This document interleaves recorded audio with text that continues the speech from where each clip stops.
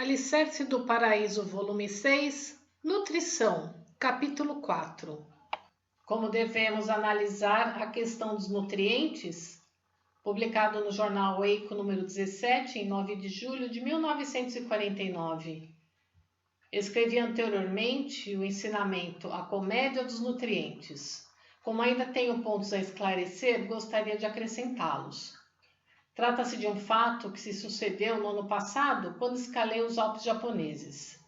Na hora do almoço, ao observar a marmita do guia de montanha, fiquei espantado. Havia somente arroz branco e não se via nenhum acompanhamento.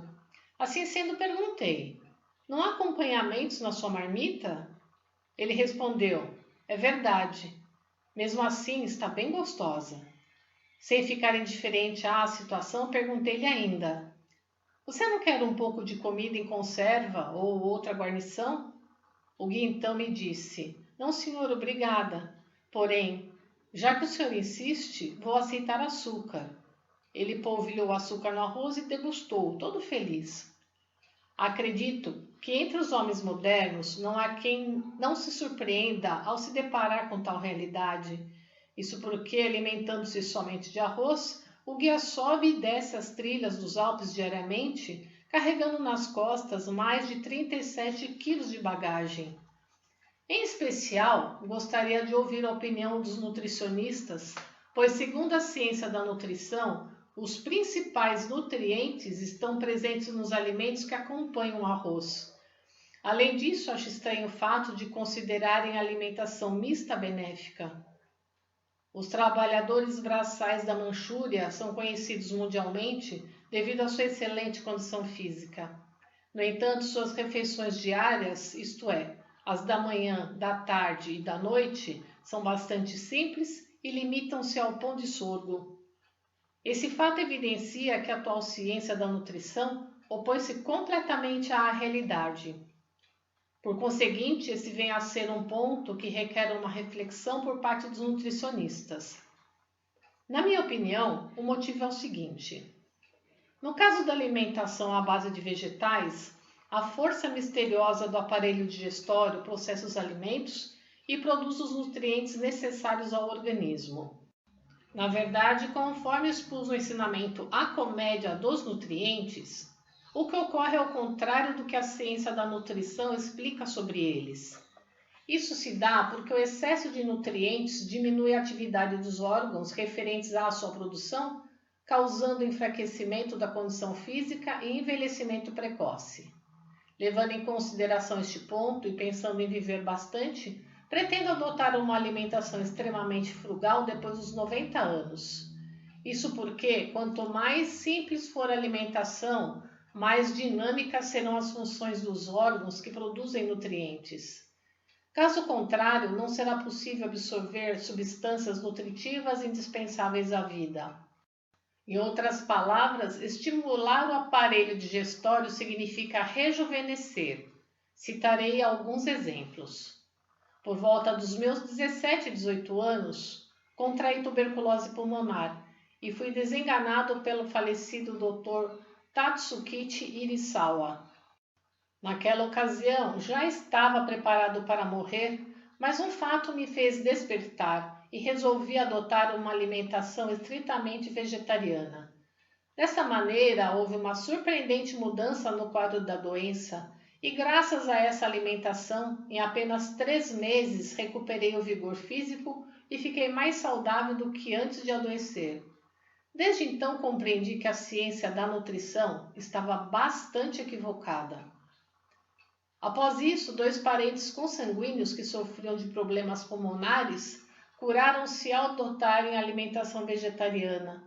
Naquela época, evidentemente, eu ainda não professava fé e, portanto, fomos curados somente pela alimentação vegetariana.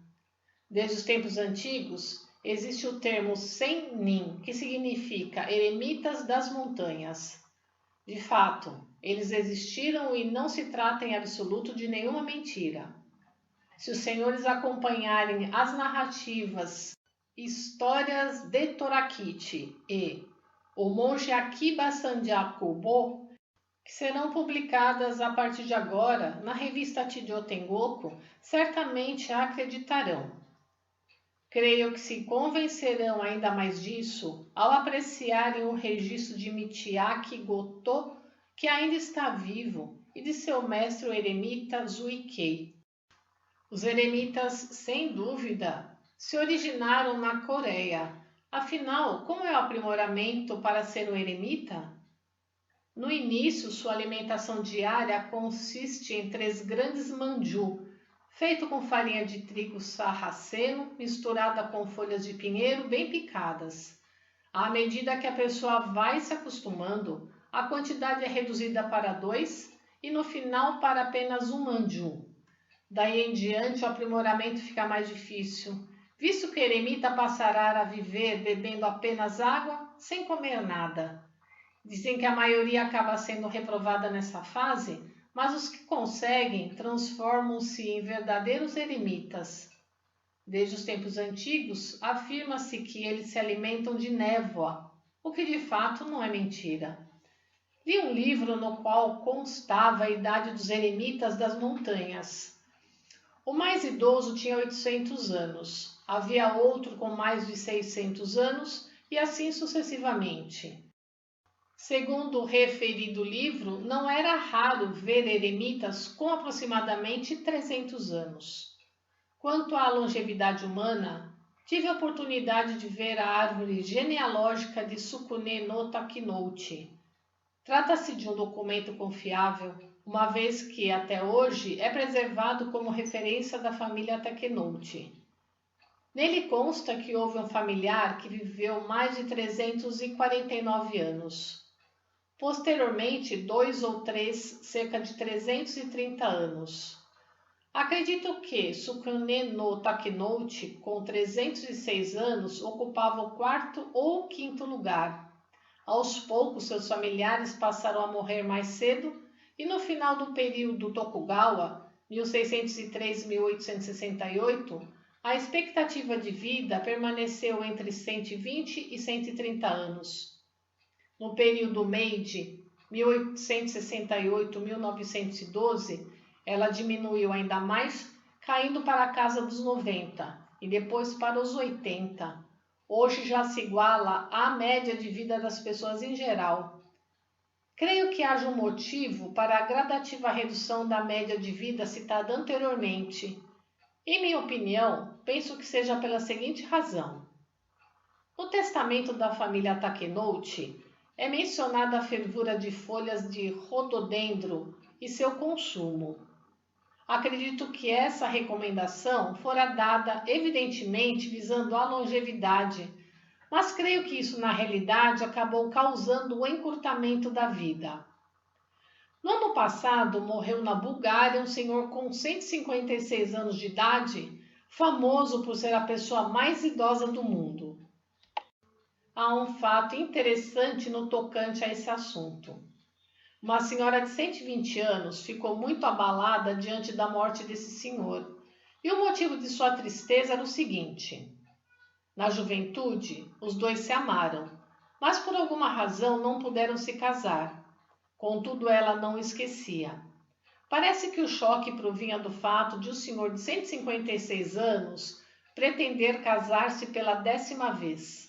Foi um caso impressionante e inimaginável. Voltando ao assunto dos eremitas, dizem que, quando alguém se torna um deles, fica muito leve, sendo possível correr o campo e a montanha de maneira semelhante à dos animais. Estou convencido disso porque, após 3 meses de alimentação vegetariana, meu corpo apresentava-se bastante ágil e, a título de experiência, pulei várias vezes do telhado. Mesmo subindo em locais altos, por incrível que pareça, não sentia medo.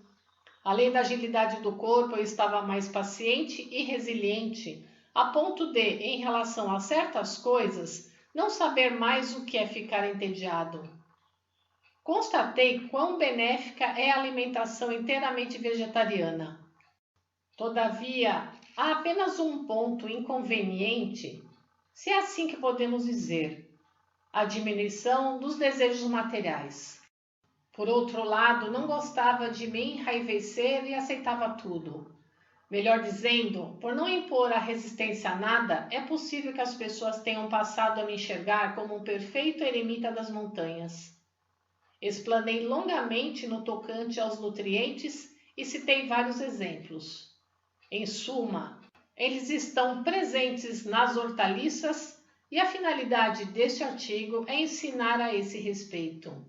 Extraído do livro Alicerce do Paraíso, volume 6, página 143.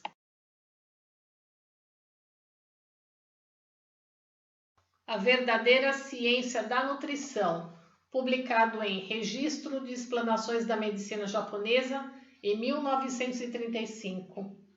A atual ciência da nutrição afirma que se deve ingerir determinada quantidade de vitaminas ou de calorias. Na verdade, esta é uma questão de menor importância, pois o fundamento da verdadeira nutrição reside na própria energia espiritual, Reiki, dos alimentos. Entretanto, essa energia espiritual não pode ser avaliada por meio de experimentos laboratoriais. Assim sendo, apesar de toda a pesquisa, a ciência atual é incapaz de identificá-la. Na realidade, as vitaminas, as proteínas, as calorias, os carboidratos assemelham-se a simples restos desprovidos de energia espiritual. Conforme detalhei em outros artigos, o ser humano é formado de espírito e corpo físico, e para exercer suas funções necessita nutrir-se em ambos os aspectos, espiritual e material, incluindo os alimentos. Como todos os alimentos são constituídos dessas duas partes, quanto mais frescos estiverem as hortaliças e os peixes, maior energia espiritual conterão. Por essa razão, quando a energia espiritual se extingue, os alimentos se deterioram. O tempo de permanência da energia espiritual varia. É mais longo nos cereais, seguidos das verduras, sendo que nos peixes é o mais curto. Percebe-se isso observando o tempo de putrefação. Portanto, quanto mais fresco o alimento, mais densa é sua energia espiritual. A desidratação dos alimentos prolonga relativamente sua conservação e ocorre por meio da retirada de água e da absorção da energia espiritual do sal. Originariamente, a água movimenta-se no sentido centrípeto e possui movimento contrário ao do ar. No processo de enlatamento, os alimentos são fechados hermeticamente em recipientes para isolar o ar e reter a energia espiritual, que deveria ser liberada na atmosfera. O que nutre o espírito do ser humano é a energia espiritual dos alimentos, e a parte material destes é o que nutre o corpo. Portanto, a fonte da vitalidade humana consiste na energia espiritual plena. Na realidade, a força ou a fraqueza do corpo dependem da proporção dessa totalidade. O fundamento da saúde é consumir alimentos que contenham grande quantidade de energia espiritual. Dessa forma, há o aumento da vitalidade do espírito e a promoção da saúde do corpo físico. Nos fortificantes, as substâncias processadas dispersam e diluem a energia espiritual. E por isso a força que nutre o espírito praticamente desaparece. Assim sendo, mesmo se absorvidas, a vitalidade da pessoa não aumenta. Seria muito mais inteligente ingerir hortaliças frescas. A ciência atual está equivocada porque despreza a existência do espírito e faz pesquisas baseadas apenas no corpo físico. Falando mais claramente, tomemos como exemplo nós, os seres humanos. Não são os braços e as pernas que movem nosso espírito. Pelo contrário, é o espírito que move o corpo. O corpo humano é constituído de várias centenas de partes. As principais são o sangue, as células, os músculos, os ossos, os cabelos, a água, o cálcio, sendo que cada uma delas é composta de vários elementos. Os diversos órgãos trabalham incessantemente sem um segundo sequer de descanso. A energia que movimenta o corpo é proveniente dos elementos espiritual e material presentes nos alimentos. Não existe alimento que não contenha substâncias essenciais ao vigor humano. O ideal, portanto, seria ingeri-los na maior variedade possível. As pessoas costumam racionalizar e dizem: tal alimento faz mal, aquele outro é medicamento. No entanto, isso é um equívoco. O melhor é comer os alimentos que desejar, variando o máximo que puder. Extraído do livro Alicerces do Paraíso, volume 6, página 148. Evitar o consumo de alimentos picantes. Publicado no jornal Kyusei número 49, em 11 de fevereiro de 1950. A medicina recomenda que se evitem a pimenta vermelha, a mostarda japonesa e o wasabi, alegando que agravam as doenças. Entretanto, considero isso realmente cômico. É evidente que estes são muito importantes, pois foram criados por Deus com a finalidade de deixar outros alimentos mais saborosos e estimular a atividade do estômago. Por exemplo, não é gostoso comer sashimi sem wasabi. Mesmo o sabor do natto fica reduzido pela metade sem a mostarda japonesa. Provavelmente, a recomendação para evitar alimentos picantes se dá no caso de hemorroidas. Quando a pessoa com essa enfermidade ingere tais alimentos, estes se misturam às fezes, irritam o ânus e provocam dores. Esse quadro se restringe às hemorroidas.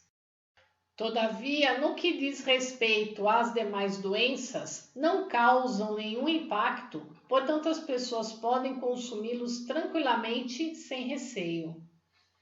Semelhante a esse fato, há outra situação interessante. Trata-se da teoria de que a causa de apendicite é a semente da uva. Sempre que me perguntam sobre isso, respondo rindo. Se uma simples semente de uva provoca apendicite, ao se comer a semente de caqui, por exemplo, a morte ocorreria instantaneamente. Acredito que essa opinião começou com um médico francês. Este, após encontrar por acaso sementes de uva durante uma cirurgia de apêndice, pensou que aquelas seriam a causa e assim passou a divulgar o fato. A partir de então, a teoria propagou-se pelo mundo inteiro. Portanto, afirmo que isso não passa de algo totalmente sem sentido.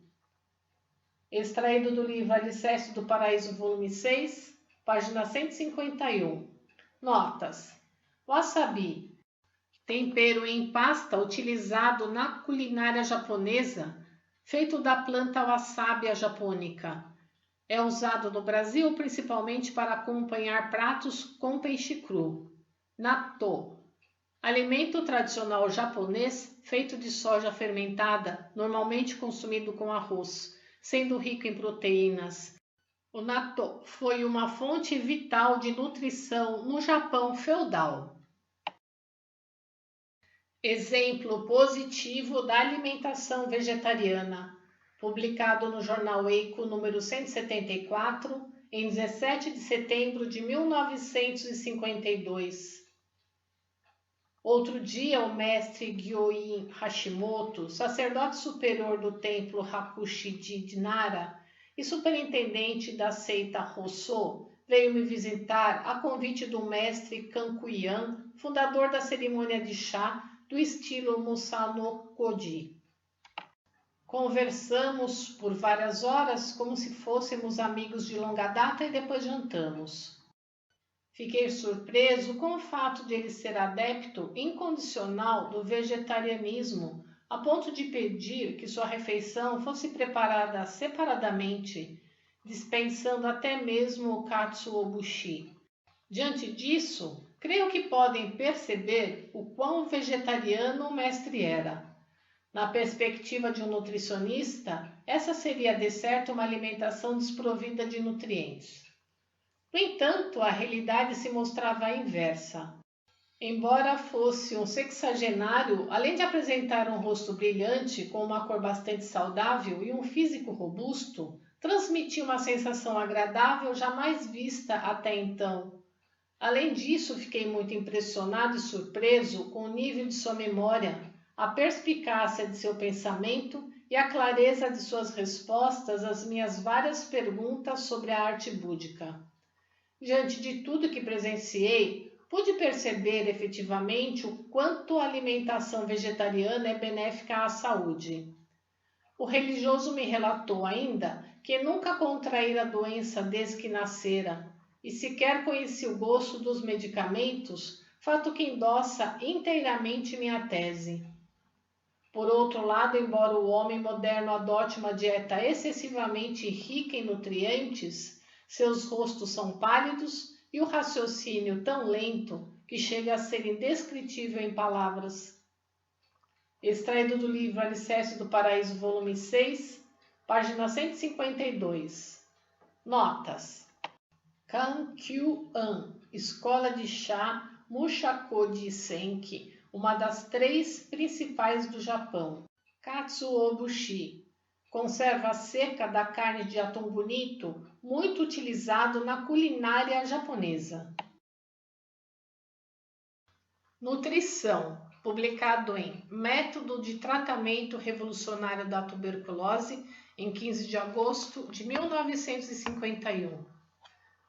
Uma vez que expliquei detalhadamente os terríveis efeitos dos medicamentos em textos anteriores, creio que esse assunto já tenha ficado bem claro.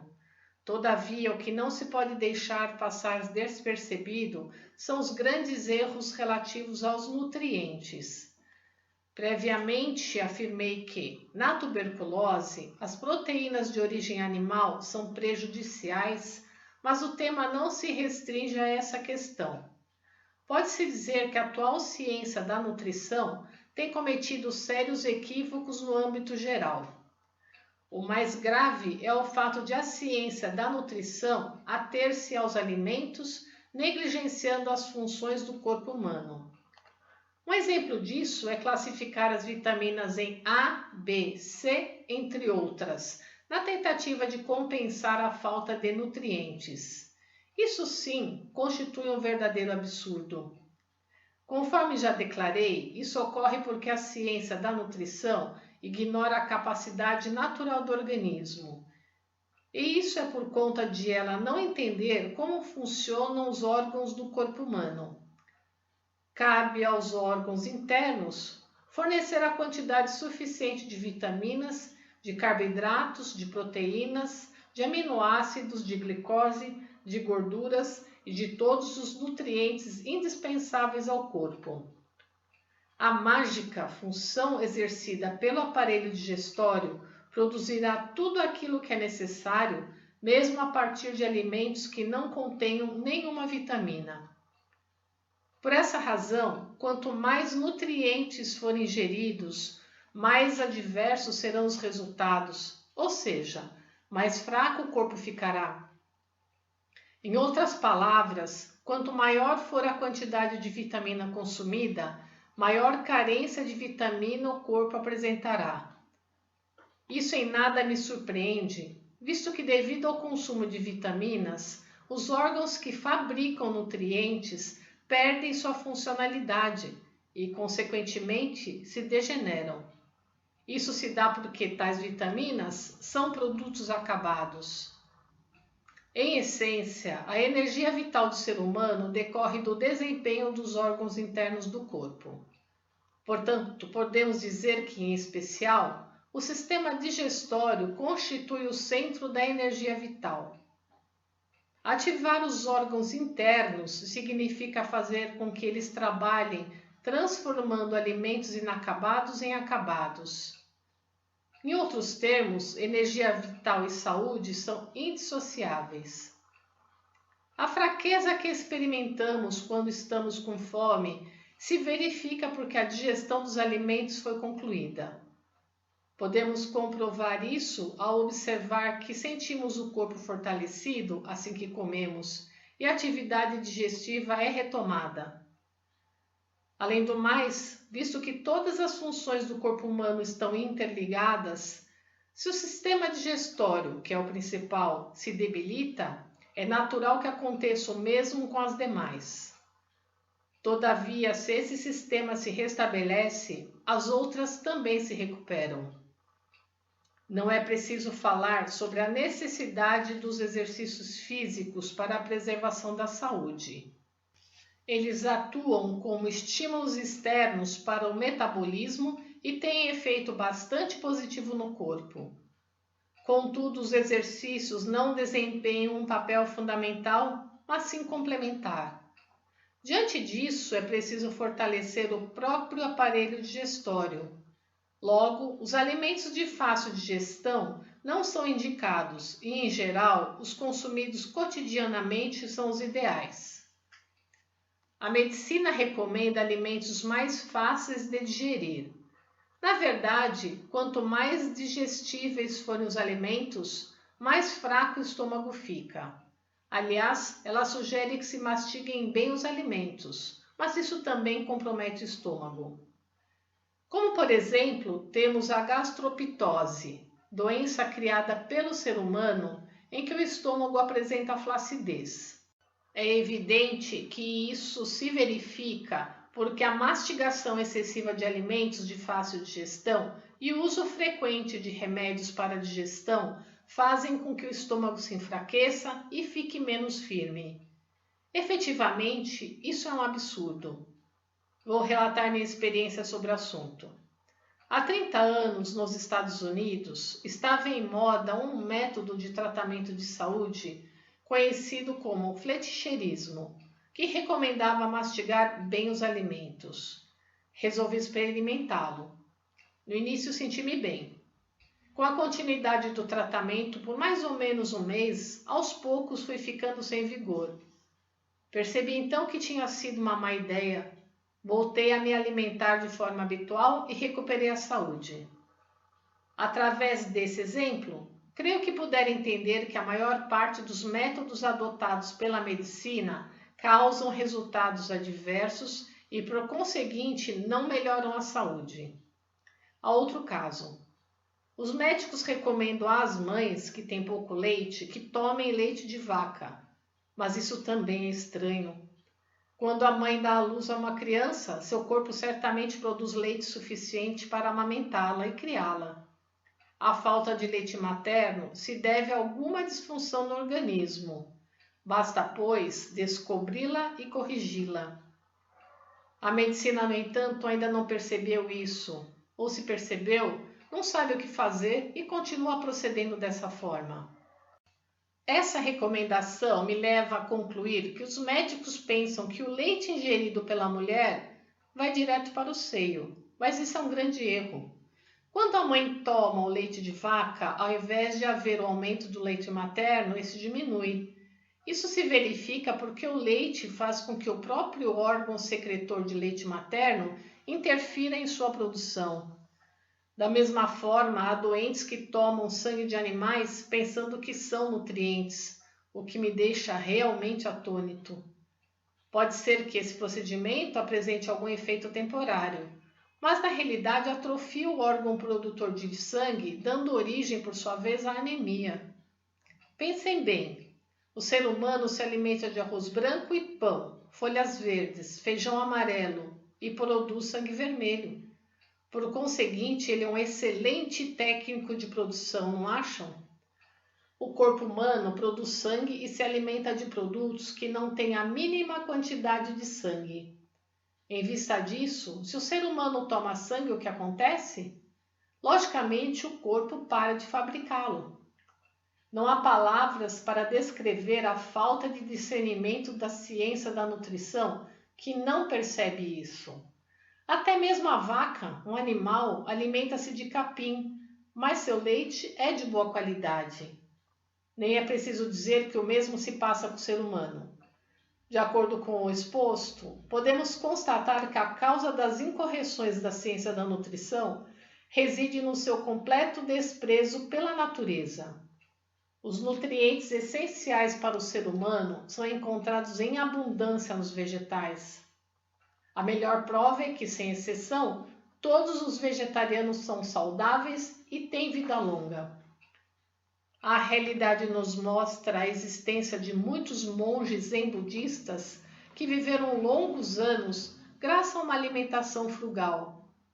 Temos ainda o escritor Bernard Shaw, famoso vegetariano britânico, que veio a falecer tempos atrás aos 94 anos de idade.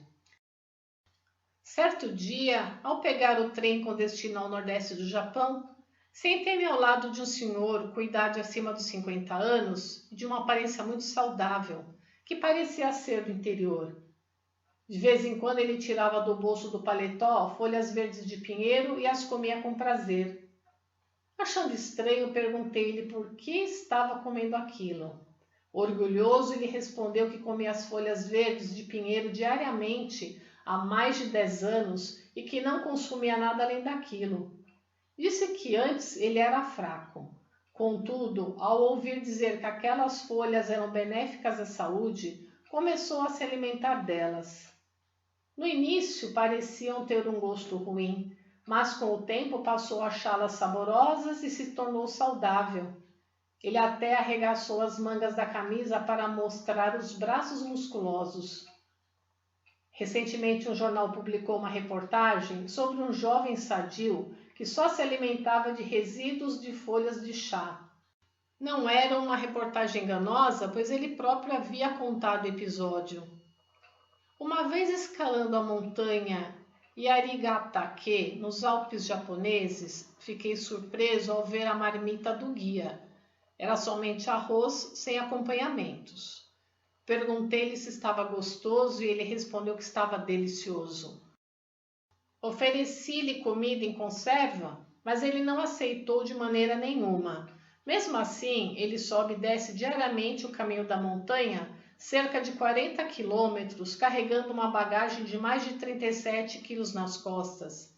Realmente é admirável.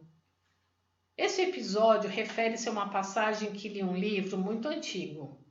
O famoso confucionista Sorai Ogyu, que viveu em meados do período Edo, 1603-1868, instalou-se em um quarto do primeiro andar de uma loja de tofu e lá viveu durante 2 anos, estudando e comendo somente resíduos de tofu.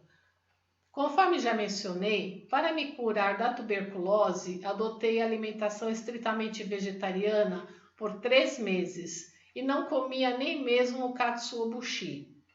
Além disso, parei de tomar medicamentos e me restabeleci por completo. Sendo assim, estou pensando em adotar esse método de rejuvenescimento após os 90 anos de idade. Vou colocá-lo em prática da seguinte forma. Irei alimentar-me principalmente de vegetais de maneira frugal. Por que a alimentação frugal é ideal? Por se tratar de uma alimentação pobre em nutrientes, o aparelho digestório precisa trabalhar mais para produzi-los. Dessa forma, os órgãos do sistema digestório se tornam ativos, razão pela qual a pessoa rejuvenesce. Assim, é natural que se torne saudável e tenha vida longa. A saúde dos trabalhadores braçais da Manchúria é considerada a melhor do mundo e ouvi dizer que os cientistas do Ocidente estão pesquisando o caso. O regime alimentar desses trabalhadores é admirável. Eles comem um grande pão de sorgo 3 vezes ao dia. Todavia, o que a ciência da nutrição diria a respeito disso? Observando os exemplos citados anteriormente, é possível constatar que, por recomendar a mistura de diversos alimentos, a atual ciência da nutrição comete um grande erro. Isso porque a ingestão de produtos não diversificados fortalece os órgãos geradores de nutrientes. Seria o mesmo princípio da especialização do ser humano em determinado tipo de trabalho devido à prática de uma mesma tarefa. O ideal são as refeições simplificadas. Existe outra circunstância que poderão achar surpreendente. Trata-se das pessoas que se alimentam apenas de vegetais e têm temperatura corporal mais elevada. Já a temperatura das pessoas que se alimentam de carne apresenta-se alta por um tempo, mas depois diminui. Foi dessa forma que compreendi o motivo do desenvolvimento dos aquecedores no Ocidente. Por se alimentarem de carne, os ocidentais têm pouca resistência ao frio. Em contrapartida, os antigos japoneses suportavam facilmente as temperaturas mais baixas por não consumirem carne. Consequentemente, eles não se preocupavam muito em preparar suas casas contra as baixas temperaturas. Em se tratando de roupas, os trabalhadores e os soldados andavam com as pernas de fora mesmo no inverno e não sentiam frio. As mulheres também usavam apenas uma ou duas camadas de roupa sob o kimono. Em comparação, as mulheres da atualidade vestem várias peças de lã sobrepostas e ainda assim passam frio. Analisando esse cenário, creio que concordarão comigo. Gostaria de chamar a atenção para outro ponto muito importante. Ultimamente, alegando que a alimentação da população rural é pobre em nutrientes, tem sido recomendado o consumo de peixe, frango e carne, o que também está errado. Conforme já mencionado, a nutrição proveniente da alimentação vegetariana, além de ser fundamental, é extremamente eficiente, pois evita o cansaço até mesmo dos trabalhadores de longas jornadas. É por isso que, desde a antiguidade, os agricultores japoneses, tanto os homens quanto as mulheres, trabalham desde o alvorecer até o anoitecer. Se eles consumissem mais produtos de origem animal, essa força de trabalho se reduziria. A melhor prova é que o desenvolvimento da mecanização agrícola nos Estados Unidos decorreu da tentativa de compensar, pela inteligência, a falta de resistência física de seus agricultores. Em vista disso, pela lógica, se os agricultores japoneses também passassem a comer mais gêneros alimentícios derivados de algum tipo de animal, a capacidade quanto à automatização se desenvolveria. Considero que esse aspecto merece uma profunda análise. Creio que puderam compreender que se a intenção é nutrir apenas o corpo físico, a pessoa deve limitar-se a uma dieta basicamente vegetariana. Todavia, há circunstâncias em que isso é impossível. No contexto da população rural, isso é perfeitamente viável. Já na população urbana, se desenvolvem mais trabalhos intelectuais do que físicos. Necessita de nutrientes adequados a esse tipo de atividade. Sendo assim, os japoneses devem alimentar-se prioritariamente de peixes e aves e, em segundo plano, de carne vermelha. Isso é natural, visto que o Japão é cercado pelo mar. Originariamente, a carne de peixes e de aves beneficia a atividade cerebral, além de aumentar o vigor e a inteligência. A carne vermelha estimula o espírito competitivo, que por fim se transforma em espírito de luta, o que se verifica claramente nas civilizações de raça branca. Se por um lado constatamos que o desenvolvimento da cultura atual se deve ao espírito competitivo da raça branca, por outro, percebemos as constantes guerras motivadas pelo seu espírito de luta. Além disso, está claro que nos países do Ocidente, que se dizem civilizados, o total de conflitos é muito mais alto que nos países do Oriente. O assunto se tornou um tanto extenso. Resumindo, o ser humano não deve preocupar-se muito com os nutrientes. O ideal é comer aquilo de que naturalmente tiver vontade. Nessa conjuntura, a alimentação adequada às pessoas que vivem nas áreas urbanas é 50% de produtos de origem animal e 50% de origem vegetal. Quanto às que vivem nas áreas rurais e aos doentes, de 70% a 80% de origem vegetal e de 20% a 30% de origem animal. Seguindo esse tipo de alimentação e não tomando medicamentos, o ser humano jamais adoecerá. Enquanto as teorias sobre higiene e saúde estiverem em desacordo com a realidade, além de serem complicadas, proporcionarão efeitos negativos. Por essa razão, adotar um estilo de vida simples que respeita a natureza é a verdadeira maneira civilizada de viver. Por fim, escreverei sobre o maior desacerto na ciência da nutrição, que é a aplicação de injeções de nutrientes. Originariamente, o ser humano foi criado de forma que o aparelho digestório, recebendo os alimentos ingeridos pela boca, forneça os nutrientes imprescindíveis ao corpo. Todavia, não sei de que maneira ele se enganou a ponto de introduzir nutrientes por meio de injeções. Creio que não exista nada tão absurdo. Isso porque, através desse procedimento equivocado, o aparelho digestório se deteriora e se torna desnecessário. Em consequência disso, a absorção dos nutrientes é transferida para outros órgãos. Injetar nutrientes por uma ou duas vezes não acarretará grandes impactos. Se a pessoa continuar a fazê-lo, sobrevirão consequências muito maléficas. Podemos assegurar que esses fatos ocorrem, pois o ser humano, completamente preso às teorias científicas, ignora a natureza em demasia. Extraído do livro Alicerces do Paraíso, volume 6, página 154. Compartilhe os ensinamentos de Meishu Sama.